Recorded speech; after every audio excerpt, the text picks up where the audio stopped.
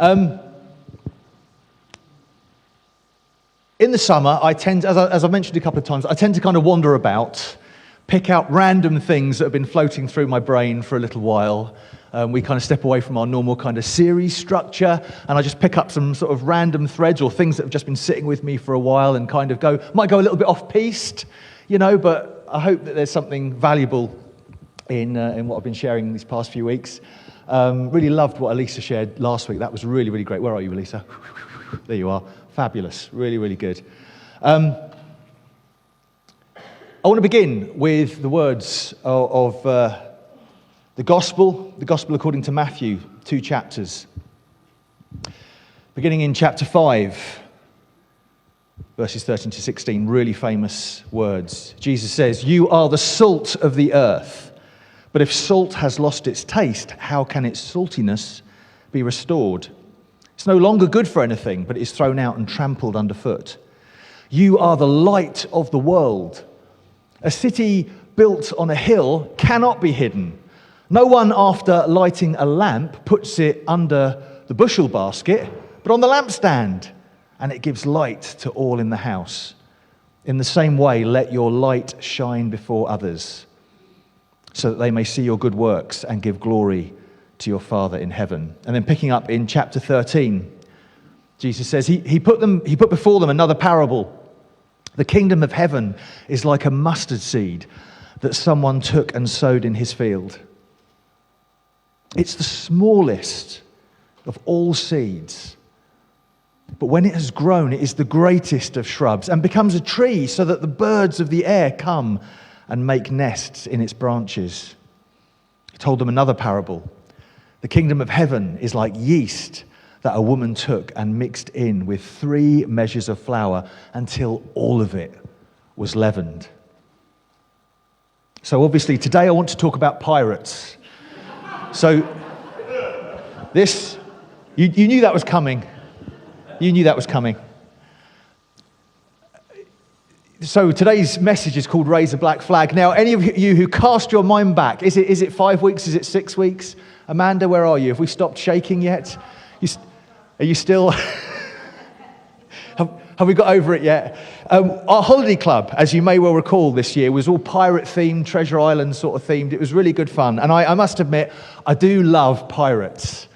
My mum will confirm, my favourite toy when I was a little lad was the Playmobil pirate ship. I had the Playmobil pirate ship. It was an absolute, I think I got it for about like my 9th or my 10th birthday, or 17th birthday. No, it was my 9th or 10th birthday, 23rd birthday. It was my somewhere around then, and I loved it. I adored this pirate ship. I say that the holiday club, there were many challenging, tiring things. There were many challenging things about the holiday club, weren't there, Amanda? But dressing up as a pirate for me was not one of them. Frankly, 4 days dressed up as a pirate. I think, frankly, I would spend every weekend. If Joe would let me, I'd spend every weekend. I would not spend every weekend. Definitely not do that. Dressed as a pirate. That would be a silly thing to do. Okay. So I love pirates. I'm interested. I love pirate movies and fiction and all that sort of stuff. I love the history and, particularly the golden age of pirates, the Caribbean pirates and all that sort of stuff. I love it. So that was great fun to do that in the holiday club. And today I want to talk a little bit about that, about what's been kind of rattling through my brain and why I kind of like it and what the connection might be to the passages that we were just going through. And I appreciate, I know history. I've got a degree in history. I understand. I'm going to be painting history with very broad brushstrokes here. There's always another side. There's always a bigger story. I do understand that. But I just want to pick out a few facts about the historical pirates and why I find them so interesting. You've got to remember, so we're talking about the golden age of piracy, somewhere from about 1650 to about 1720, something like that. And the society then was incredibly brutal, incredibly unjust. Yes, pirates did some pretty shameful, awful things, but the society they lived in was incredibly violent, incredibly brutal, incredibly unjust. Slavery was a respectable middle-class investment. You know, so if you were thinking about what to put your ISA into or something like that, slavery. There's a lot of, it was that sort of society. People made a lot of money from really awful things. The standard way that the Navy, the military Navy and the merchant Navy, the standard way that they recruited crews was to send gangs of armed thugs around the port towns or anywhere basically, and drug people, bash them over the head, basically kidnap people, because no one wanted to go to sea. It was incredibly dangerous, incredibly brutal, so they had to kidnap people to go to sea. They had to, and then when they were at sea and they became seamen, they were very rarely paid. The conditions were absolutely dreadful. It was a really, really bad environment to be in. And when some of these people broke away and became pirates, kind of made their own way, they were essentially creating communities that were more equitable. Rather than the kind of brutal discipline that they found in the Navy, they actually had, everyone had a say, and everyone got a fair share of the profits and the money and all that sort of thing. One historian puts it like this: Golden Age pirates may have been thieves, but they were also incidental pioneers of social and political equality, fair pay, health insurance, workplace injury compensation schemes, etc., etc. It's all true. Instead of the vicious naval discipline, they had flatter hierarchies. The captain couldn't just whip whoever he liked, flog them into almost death. They had to agree on the punishments that they all thought were fair. There were checks and balances. They were small and flexible crews that could combine together for big operations. If you're into business speak, they were into agile before agile was a thing. Anyone heard of agile? Yeah, 3 of us got that joke. That's fantastic. All the signed up crew had a vote. Everyone had a vote, including women. There were a few women pirates. And non-white people. They had an equal. This is in the 17th century, in the 18th century. This was unheard of. According to estimates, up to a third of the average pirate crew would have been non-white. And they all had, talk about diversity targets right there. That leaves even, PricewaterhouseCoopers in the dust. And everyone had an equal vote. This is unprecedented at that time. Navy sailors were often left begging through violence, through injury, through the difficulties of that life. And pirates put aside plunder. There was a certain proportion of every haul, every bit of booty that was put aside to care for people once they were injured or couldn't work anymore, or even if they died, it went to their families. This was a contemporary writer, someone in the 1700s, said this: "I fear that they will soon multiply, for so many are willing to join with them when taken. The prospect of plunder and ready money, the food and the drink, the camaraderie, the democracy, equality and justice, and the promise of care for the injured." That was written by a government inspector looking into piracy in 1718. This is a terrible problem. They've got all this democracy and justice and shanties. Who wouldn't want to join them? Arr! Well done, everyone. Arr! Shall I do the Pirate Club, the Holiday Club song again? Shall we? Later, if there's time. Now, of course... Oh, and they lived here, by the way. Come on. Of course, pirates were not setting out for some sort of liberal society. They were not setting out to create a liberal society. They were simply solving the problems of their nasty, harsh world, making them a bit better for themselves. They were prepared to break the rules. They were prepared to innovate, to think differently. And there's something geographical about this. They're out on the margins. They're far away. There's a space out on the margins where new things can happen. They're in a new world, literally and figuratively. There's space. They're not constrained by the old ways, so new ways of being can come into effect. There's definitely a historical pattern when you look through history of powerful, radical innovation and revolution happening in small groups out on the margin. They have the space to create the necessary disruption that the system needs. The system can become calcified and solid and too stuck in its ways. And out on the margin, there are different spaces, different voices, and new things can happen. The status quo gets challenged. Yes, they create trouble, but it can be good trouble sometimes. And plenty of people have recognized this in the centuries since. Here's a quote from Steve Jobs, the founder of Apple. He said right at the beginning of Apple's history, "I'd rather be a pirate than join the Navy." That was what he said in the first couple of years of Apple in a kind of gathering. Yeah, "I'd rather be a pirate than join the Navy." Here's another quote by Banksy. "The greatest crimes in the world are not committed by people breaking the rules, but by people following the rules." Think about it. Think about the worst crimes of the 20th century. The Final Solution, the concentration camps, Gulag Archipelago, the killing fields.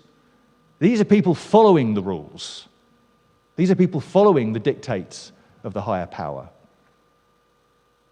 So, and some of you be wondering, what is he talking about? When's he going to get to the point?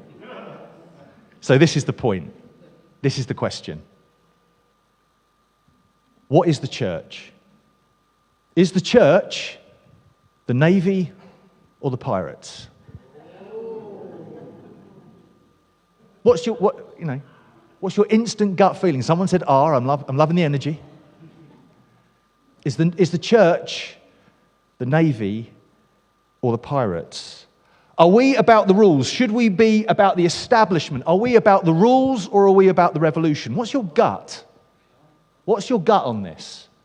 When you think church, when society thinks church, when our culture thinks church, do you think they think Navy or pirates? Are we all about the rules? Are we all about the establishment? Are we all about guarding the status quo? Or are we about the revolution? Are we about the challenge at the margins?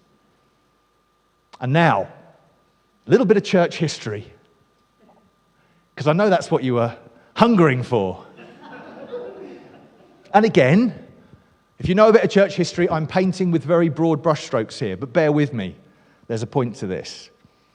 I want to illustrate the tendency for movements to become monuments.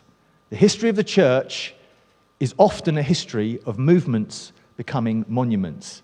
So we look at the early church that Jesus founded, that the early apostles that we read about in Scripture founded.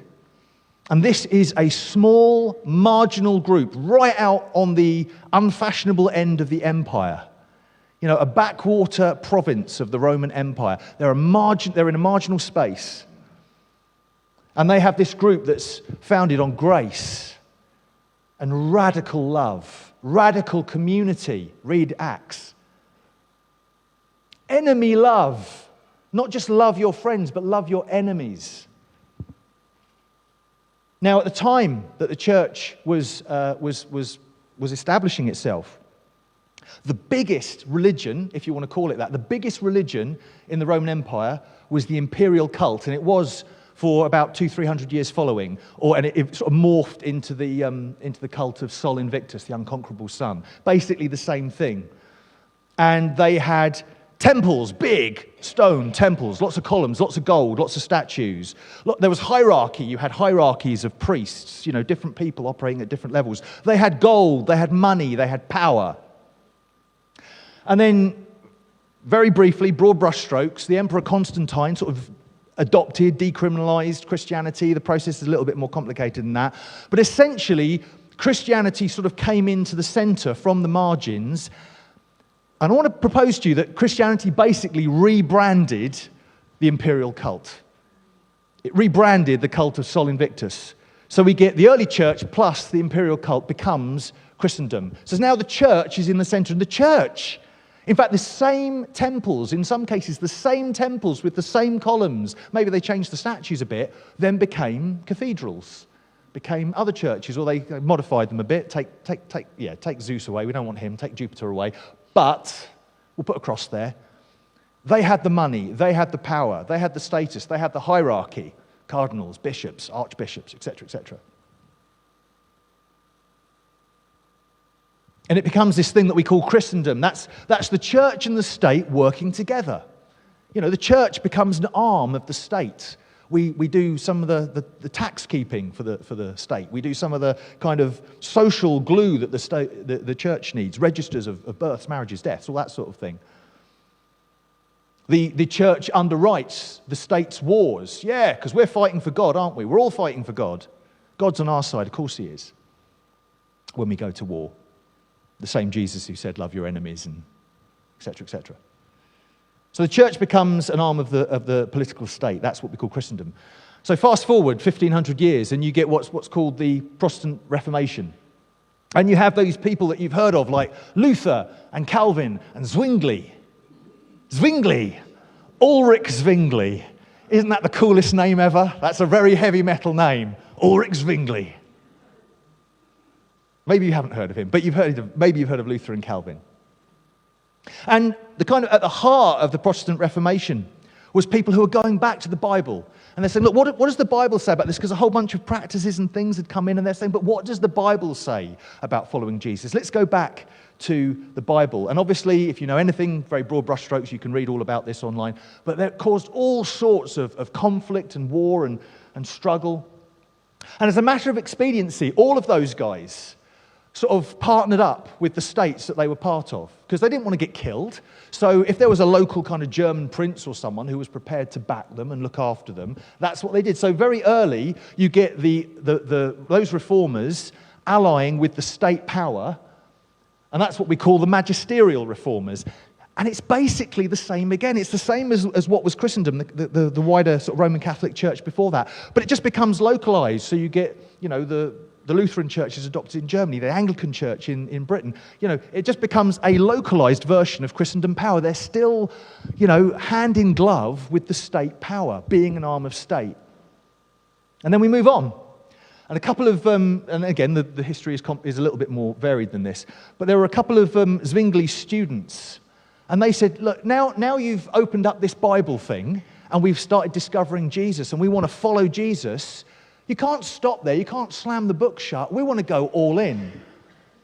And Zwingli's students became known as the Anabaptists, the rebaptizers, because they discovered this thing called believer's baptism.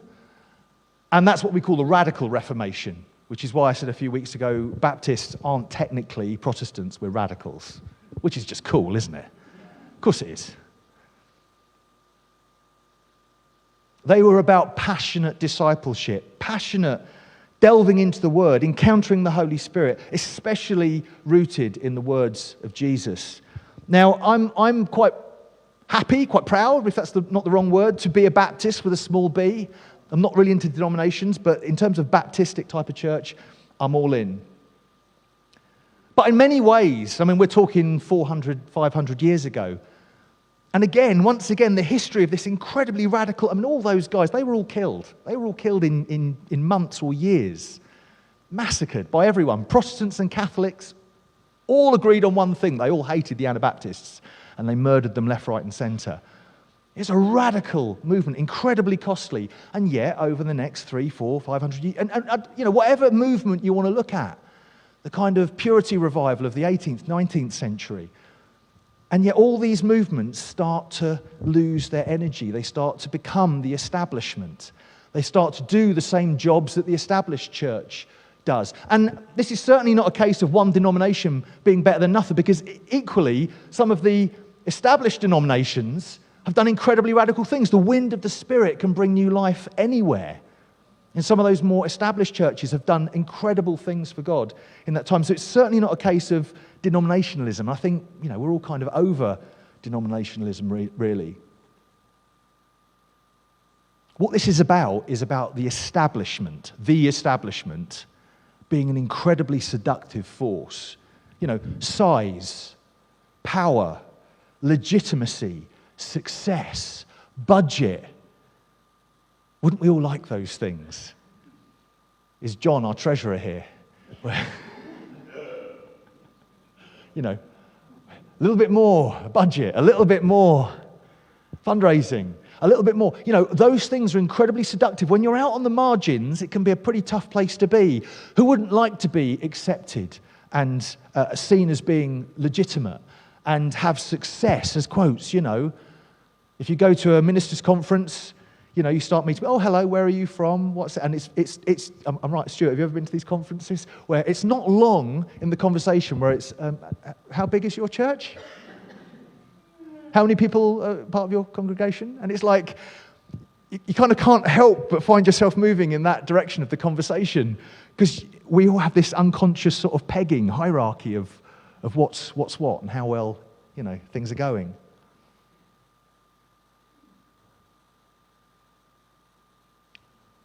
The establishment, success, what the establishment judges as success can be incredibly seductive. But when you have those things, when you have size and you have power and you have wealth and you have status and you have a role to play, and we need to be standing up because we're the center of the community, we're a pillar of the community. When you have all those things, you can't have people out on the margins making it up as they go along. You need when you've got it's like a big ship. A big ship takes a long time to turn around, doesn't it?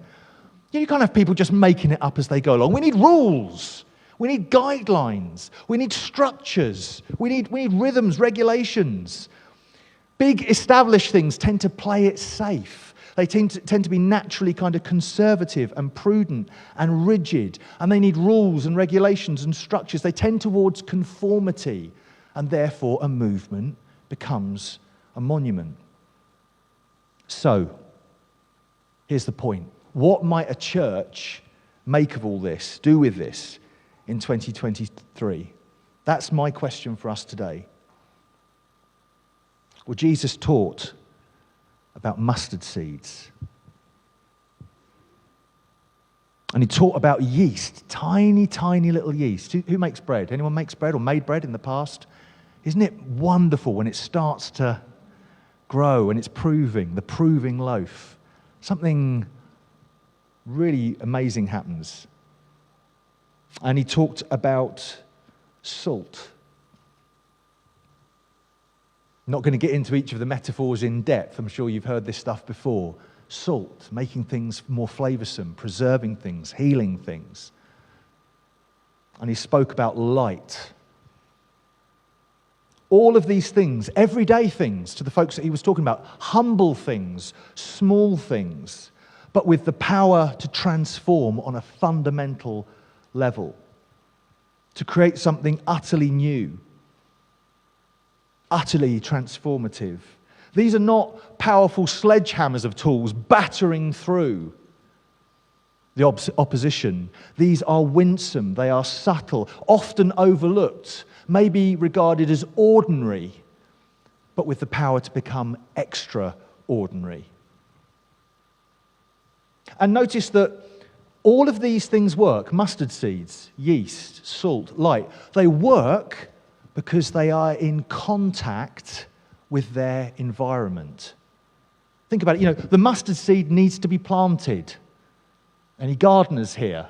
Things need to go in the ground. They need to be nurtured. Yeast works because it's within the bread. Salt, it's no good in the salt cellar. It needs to be in the food. It needs to be in the water. If you've got an ulcer or something, you gargle with some salty water. It needs to be in contact. And light, that's exactly Jesus' point. No one lights a light and then puts a basket over it. The light needs to be expanding. It needs to be in contact with the darkness.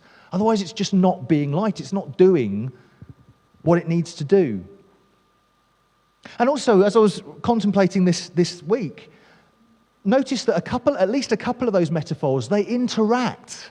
The yeast feeds on the dough. That's how the yeast leavens it. It's actually getting something from its environment. Same with the seed.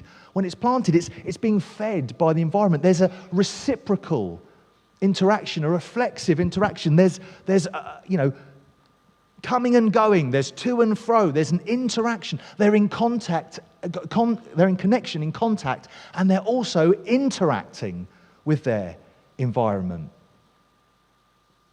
But as I said, big organizations, they need conformity.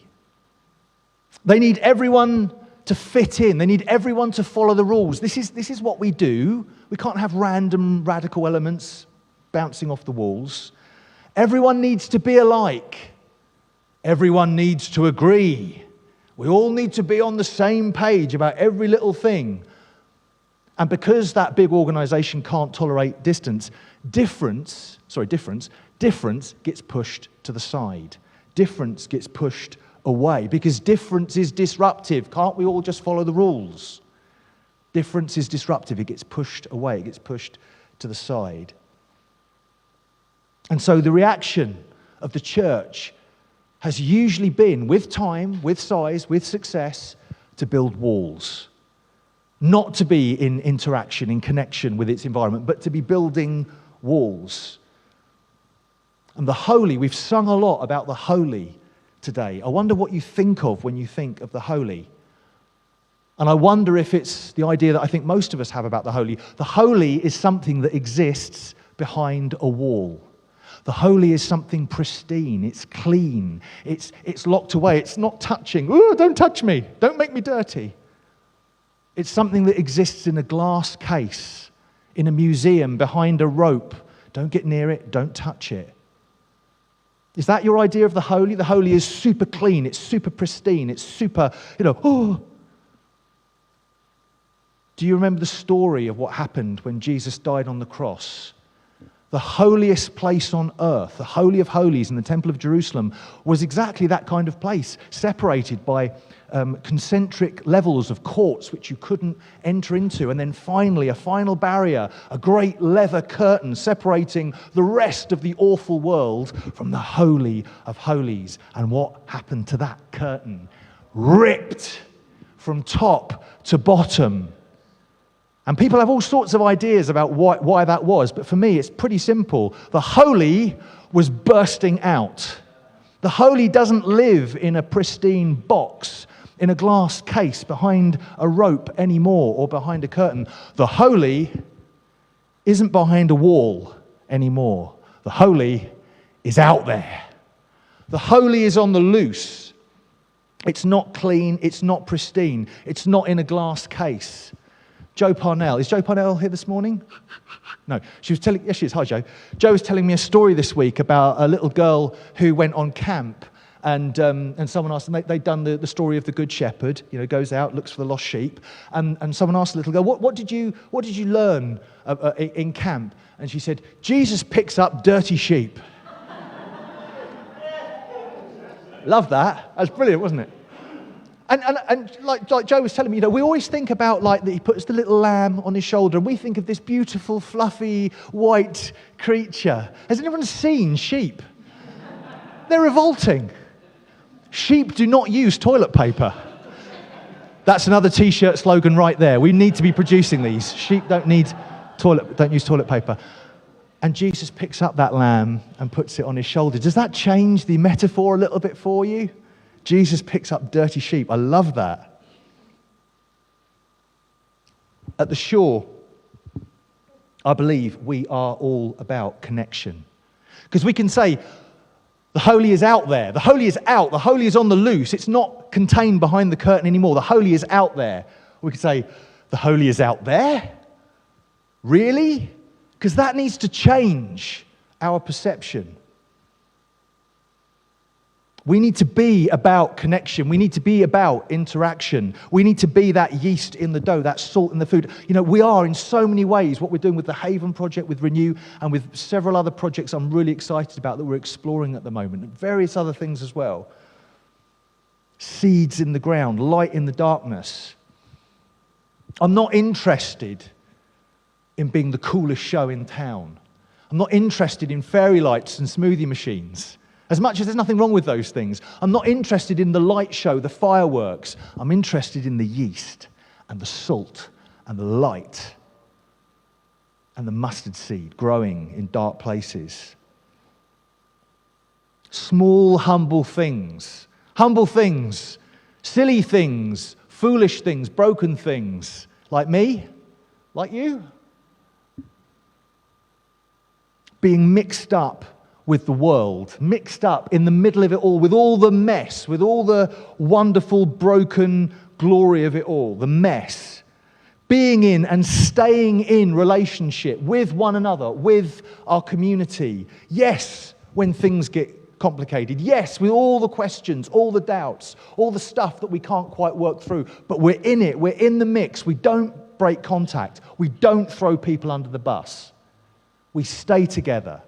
We walk together like healthy families should, through thick and thin. And some people won't get it. You know, the natural reaction is, but what about the rules? What about the walls? Don't we need walls? Don't we need rules? Because we're so addicted to that way of thinking. And of course we like the walls. Of course we like the rules. We made them so that we were on the right side of them. Yes? Ever heard people roundly condemning a sin? Ever had people getting really, really worked up about a particular sin in their perspective? It's never a sin that they're susceptible to, is it? I often want to hear people say, well, we were getting together and we were telling, that's wrong and this is wrong. It's like, why don't you talk about the other thing? Why don't we talk about gossip? Why don't we talk about slander? Why don't we talk about the sins that we all do? Why don't we talk about... No, because that's, I'd rather talk about sin that isn't my problem, you know what I mean? Of course we like the rules. Of course we like the walls. We made them to be on the right side of them. They made us feel safe, and they made us feel strong, and they made us feel right. But Jesus broke the rules. Jesus was killed for a reason. Jesus was condemned by the religious machine. Jesus was condemned by the establishment. He was condemned by those who had rules and scriptures to back it up and walls to hide behind. Jesus started his revolution amongst the ordinary people on the edge of the empire, at the margins. And Jesus didn't yearn for palaces or wealth or power or armies or navies, if you can see where I'm going. He talked about salt and light and mustard seed and yeast. Because it's there, in those things, in these humble, everyday, wonderful things, that Jesus says something amazing, that something transformative can happen. He calls it the kingdom of heaven. Heaven on earth.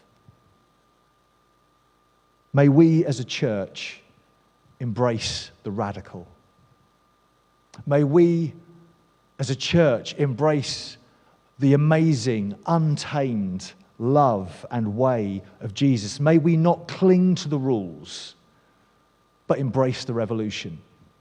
May we not hide behind walls, but get neck deep in the mess and the wonder of the holy. May we raise a black flag and say, we would rather be pirates than join the Navy. I'm going to pray now. I'm going to ask Simon and the band to come back, and we'll worship. Lord, will you reveal to us where we have lost touch with the amazing, transformative glory of your kingdom because we've been afraid, because we've wanted safety, because we've wanted security, because we've wanted status, because we've wanted conformity, because we've just wanted a quiet life. Lord, if we've become stuck, will you shake us free? If we've become risk-averse, Lord, will you give us courage? Lord, if we've become dazzled by the light show, by the illusion of celebrity and success that our culture is so besotted by, will you show us the truth and the power and the wonder of everyday, ordinary, glorious, humble things? Yeast in the dough, salt in the food, light in the darkness, growing seeds in the garden. Have your way with us, Lord Jesus. Amen. Amen.